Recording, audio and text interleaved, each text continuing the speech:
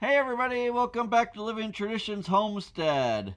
Well, we thought we would sit down with you guys on the porch here today and talk a little bit about some things that we've realized over the last, I don't know, year or so of homesteading. Now, when we first started on this homesteading journey, I'll say, when we started homesteading and had a vision of what we wanted our lives to be like, we imagined living like our great grandparents. That would be in like the 1920s to 1940s. That's what we were aiming for. Right. And really, over the last now 12 to 14 years, that's really kind of been where we've tried to direct our lives. We thought that we knew how people in that era kind of lived, and we wanted to model our lives after that. We kind of had a vision of what we thought our great grandparents would be doing if they lived in rural America in the 20s to the 40s. And what we thought was that they were living a completely self-sustainable lifestyle where they grew everything that they ate, all their meat, all their veggies, all their fruits, and they didn't need to rely on anyone or a store or outside jobs in order to do that. Right. We also had this idea in our head that each individual family back in those days was completely self sufficient, and that really they did everything that they needed to do as a family and didn't rely on any outside help, outside stores, outside labor, anything like that in order to live a self sufficient life. So, what we want to do today is actually kind of unpack what we thought it was like to live a self sufficient life back in the 20s to 40s when our great grandparents would have been doing so, and really what we found out that they actually did, what life was really like back then. Right. Because we feel like a lot of homesteaders today, modern homesteaders we'll call them, are kind of buying into this lie or myth that back in the day everybody was self sufficient, everybody raised everything themselves, and that we should be able to do the same thing today. And if we don't, then we're either failures at homesteaders, or we're not really homesteaders, or we just aren't trying hard enough. So let's dive a little deeper into some of that today and see if we can unpack what the truth actually is. So let's start by talking about what kind of the big myth is about homesteading and life back in our great grandparents' days. We touched on this a little bit already, but our assumption was that back in those days, families did it all. Families lived on a farm. They raised 100% of their own food, including all of the meat that they would need, all the different types of meat that they would need, all of the vegetables that they would need. They would grow during the summer and can and store all winter long. And they really never went to a store for anything at all. And the reality is they didn't do it all. They did utilize the general stores that were around for basic things like flour, sugar, tools, Right, coffee. coffee, and they didn't raise everything. Now, it was very common for them to raise some of the things that their family needed. They Right. oftentimes did have huge gardens and they did a lot of canning and preserving, but they didn't raise all of their own meat. Sometimes they wouldn't even raise chickens for eggs. Right. In fact, it wasn't uncommon for a family to only raise one type of animal or just a couple types of animals. And instead of that family thinking that they could supply for all of their own needs, instead they relied on neighbors or other people in the community to supply some of the things that they would need. And then they would either purchase those things from other people, or there was a lot of bartering that went on, so that like if we raised pigs and our neighbor raised cattle, we could barter pork for beef, and that way we would both get things without needing to try to do everything ourselves. And by doing that, it helped with a couple of things. First of all, it really allowed them to specialize in maybe 2 or 3 things so that they could become experts. They could become very good at their craft or their skill, Right. so that they would know everything and they could do it almost perfectly. But that meant that they didn't have to be that way for everything. Because we all know that if we try to do everything, really nothing gets done really well. Right. So if they could really specialize in a few things and their neighbors or other people within the church, they all had their specialty, then the burden wouldn't be on themselves and their own family. It would be kind of distributed throughout a group of people in the community, and they could all rely on each other, not just rely on themselves and their small family. Right. And in fact, I think you can kind of see this still in modern life today if you drive through an Amish community. Right. We have some big Amish communities near us. And as you drive down the road through these communities, you will see like one farm that might have 400 geese. Right. And another farm that might have 400 sheep. And another farm that has, 200 dairy cows. Right.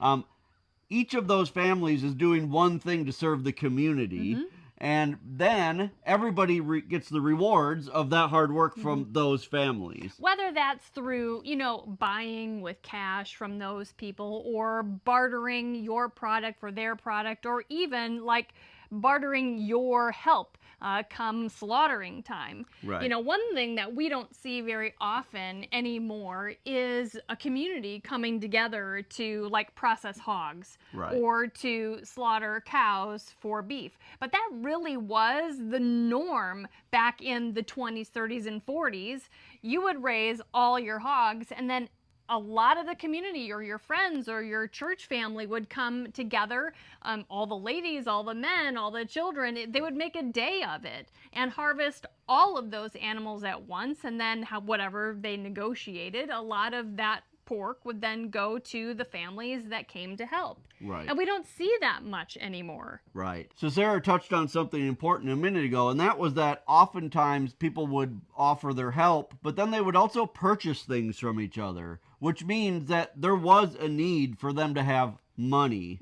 I think another myth that we kind of bought into when we originally started homesteading, and I think a lot of people in general do, is that you're a failure at homesteading if you're not a full-time homesteader. Right. And need a job off of your homestead.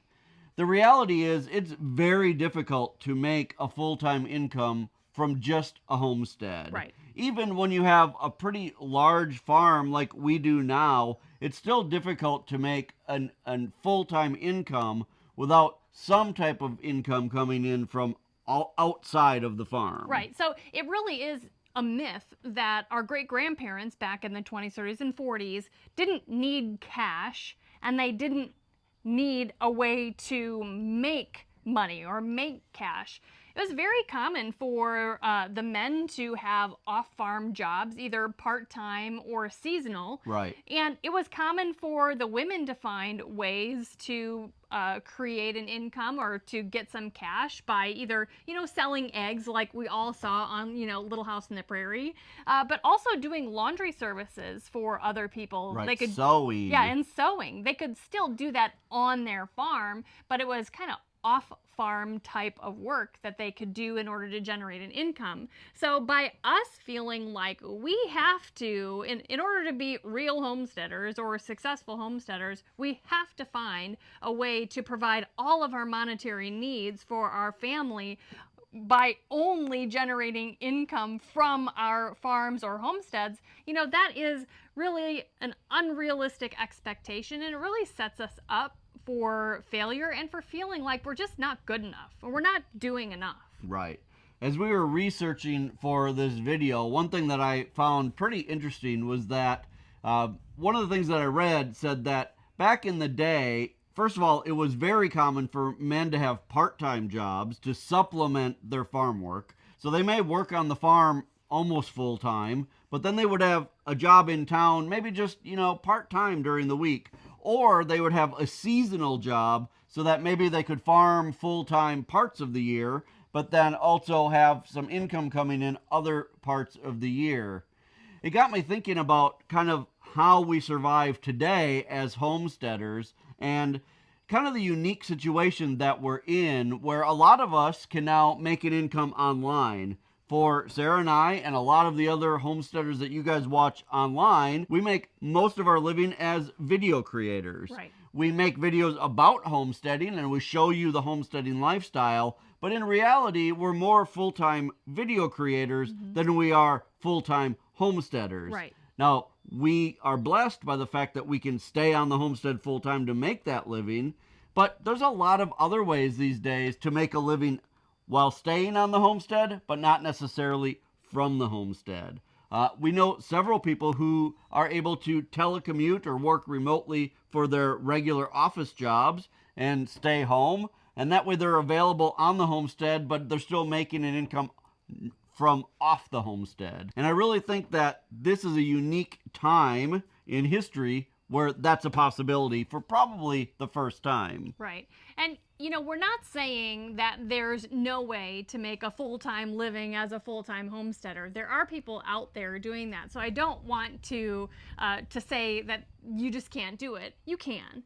But what we're trying to say is if you still need to work full-time off farm or choose off to homestead or part-time or whatever, don't feel like you're not a legit homesteader or that you're a failure or you're just not making it because the vast majority need to do that. And even our great-grandparents who were our idols, right? I don't want to use that word, but that's what we're trying to live more like.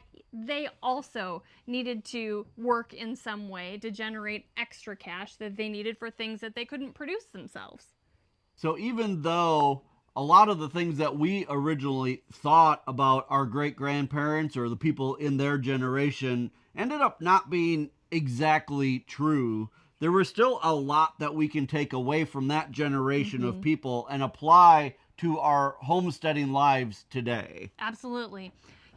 Our great-grandparents living rural lives, they were hard workers. Right. They got up when the sun came up and they didn't go to sleep until the sun went down. They were constantly working. They weren't sitting around looking on their phones. They were really utilizing every single moment that they had available to them that day. Right.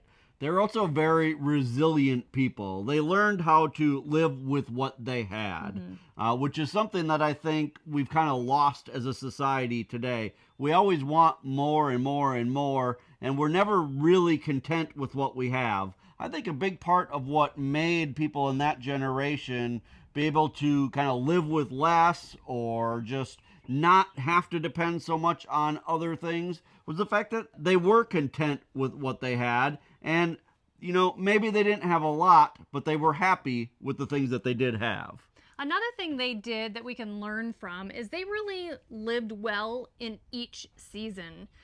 One thing that we don't do well is to rest and recuperate in the winter. And our ancestors in the 20s and 40s, they really did that well. They used winter to rest, to reflect on the previous year, and to plan for the next. And then as spring came, man, they started working hard. They planted, they got their baby animals going, and they worked all through that time. In the summer, they just worked tirelessly to raise those animals, raise those veggies, preserve that meat, preserve those veggies. And in the fall, they wrapped it all up and made sure that they had enough resources for the winter. And oftentimes, we're just so busy doing everything all the time that we don't just kind of sit back and appreciate the seasons and really do what's appropriate for each of those seasons. And I think specifically in the winter these days, we're just, go, go, go, maybe on the wrong things, Right. but we don't take advantage of each season for what they are there for. Right. We learned this lesson over the last few years. We've really been trying to take the winters to really kind of have some downtime. This past winter, we actually took the entire winter off from growing any vegetables. For about the last 5 or 6 years, we've grown vegetables all winter long in our greenhouse, which means we've never gotten a break from gardening season. This last winter, we decided we weren't going to do that. And I can tell you, I think going forward, we probably will not be growing much, if anything at all, in our greenhouse over the winter. It was really nice to have that break. And Mm-hmm. now that we're getting back into gardening season this spring, it's actually really It exciting is. because it feels like, hey, there was a break from last fall until now, and we're ready to go again. When we never had that break, it just seemed like it was continuous work and very little enjoyment. Another thing that we can kind of take away from our great grandparents' generation is how they felt about community. This day and age, we're so inclined to have online friends and text people here and there, but we really don't place enough importance anymore on like in-person community, in-person communication. And while you can have, somewhat of a friendship, over your phone or through social media, it really cannot replace how good it is to have an in person friendship, relationship, community that just serves our souls so much better than online relationships. And I think that's one thing that they valued so much. I mean, they had nothing to compare it to, but they valued friendships and community so much. Right. Just think about the stories you heard from them about, people stopping by and them sitting on the porch and just talking or playing music or even snapping beans together or, Right. Shucking peas together. They really valued those relationships and friendships. And I think that in our modern day, we've kind of gotten away from that. And I think that it is kind of showing in our relationships and our mental health. And I think that's a takeaway that we can take from our great grandparents to really value our family relationships and our community relationships. Right. Yeah. Having meals around a table as a family is something that is pretty rare these Yes. days. But it certainly would do everybody well if that were something that became common again. Yes. Another thing that I think kind of struck me when I was doing research for this was how much of a disposable society we have today. If something breaks, we throw it away and we go buy something new. Back in those days, one of the ways that they really saved money or conserved their resources was by fixing and repairing just about anything that broke. Or they knew someone who could. Like if the car broke down or a tractor broke down or back in those days, even a TV or a radio, if a radio broke down, they would take it and they would get it fixed. They wouldn't just buy a new one. We've lost a lot of that today. And I think as homesteaders, a lot of us kind of have that spirit. A lot of us kind of want to find ways to reuse things or fix things up or repurpose things. And I think that's a really great way to not only keep your money locally, like within your family, but also to just have a sense of pride that you were able Right. to, maybe turn one thing into another thing, or do a repair yourself, or not have to call a plumber, or not have to call an electrician if you know how to do those things yourself. So I think that was a neat thing that I read, just how really they tried to reuse everything that they possibly could in an attempt to save resources. And also, they would live without, which is something that I think in our day, Right. we rarely live without. Right. And I think that would be good for us. Right. To live without some of the conveniences that we've come to rely on. Right. And if you get it and it breaks, well, maybe we should live a little bit of time without that and see if Right. it's really necessary. Can we just be content with less rather than working for more and more? Right. And we're talking to ourselves Absolutely. as much as we're talking to you guys Yep. on a lot of this, because we're just as guilty, if not more sometimes, than other people. Even out here where we live, which is pretty remote, we can get Amazon packages in 2 days. Right. And it's really easy to have something pop into your mind, jump on your phone, order it through Amazon, and within 2 days you have it in your hand. And so that's something we're working on. We're trying to, take some time to think about whether or not there are things we really need, or do we really want that, and then just kind of try to live without some of those things. So, why does all of this matter? Like, what does this really mean, what we've been talking about? Well, I think really A lot of us homesteaders, we feel like we should be doing it all. And maybe we're not even doing enough. But when it comes down to it, our great grandparents didn't do it all. They were far from doing it all. And honestly, maybe some of us, including us, maybe we're just trying to do too much. Right. Maybe our goals are actually unattainable. As much as we don't want to accept that, maybe it's not that we're reaching after a goal that we just haven't yet accomplished, but maybe the goal really is unrealistic. And I think a lot of people get into this lifestyle with an unrealistic goal, us included. Many times over the years, we've set goals for ourselves that later on we realized was just never going to be accomplished. And I think when you look at the broader homesteading community, a lot of times this is the case. And it actually ends up turning a lot of people off to this lifestyle because they feel like they were never able to accomplish the goal. Right. So maybe it's not that we're not doing it all, but we can't do it all. And in some cases, maybe we're just doing too much and we need to do less. Right.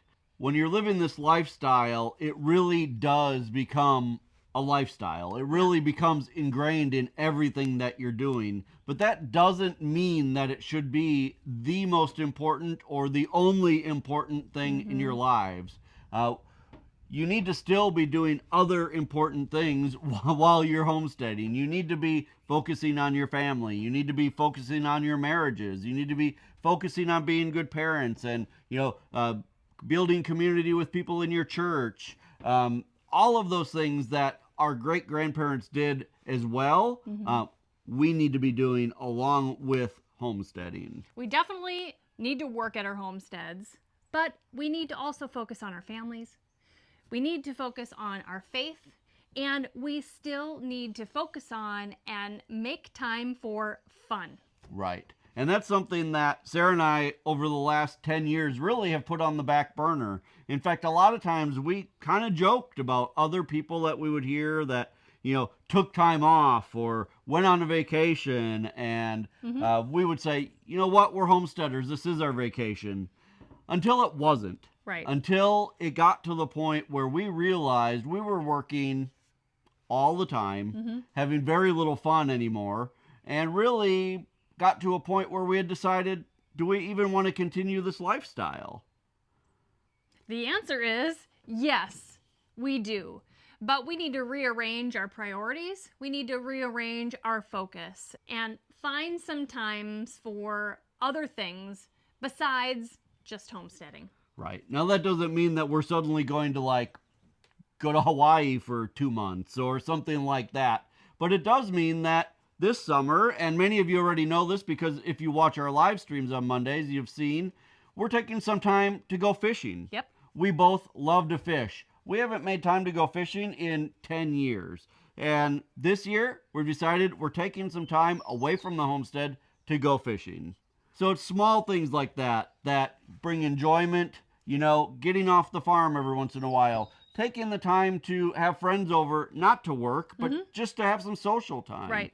Things like that will, in the long run, re-energize you and hopefully be able to then sustain the lifestyle that we all really want to live. So for us, this was one of the big myths that we bought into when we first started homesteading, and really we've continued to buy into over the last 10 years, that somehow our great-grandparents really did do it all, and if we can't, we're failures. We'd love to know from you guys, what myths did you kind of buy into when you first started homesteading? Or maybe you still are now and you're starting to question whether or not those things are true. Leave it in the comments below. We'd love to hear from you. You guys, we are so glad that you stopped by today to listen to just what we have to say about trying to live exactly like our great grandparents and realizing that they didn't live that way at all. If you're enjoying videos like this, make sure that you hit the subscribe button, and we'd love for you to share this video on your social media. Until next time, thank you so much for stopping by our homestead. Take care, and God bless. God bless.